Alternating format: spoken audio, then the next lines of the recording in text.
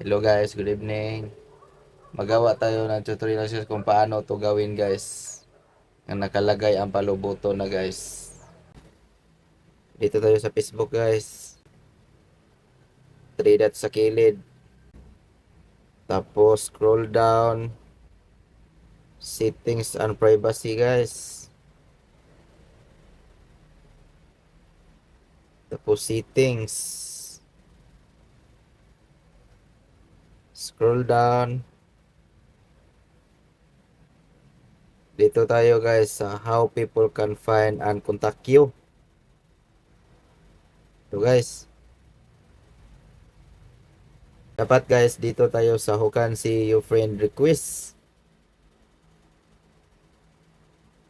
Dapat naka-friend of friend to guys. Ito guys. Tapos save nyo.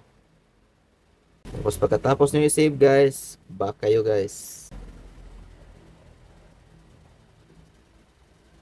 Back pa guys. Tapos dito kayo guys sa followers and public content. Tapos ito guys, dapat dito tayo sa who can follow me. Ito guys. Dapat naka-public to guys. O dito guys, dapat naka-public to. Tapos save nyo.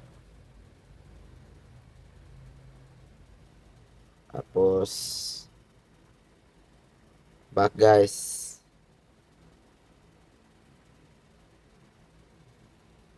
Back guys.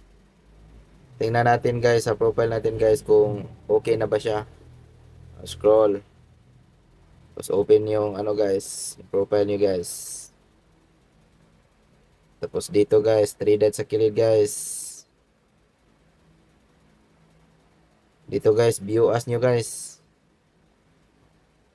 O, ganyan makakita nyo guys. Follow button na guys. O, ganito lang kadali guys.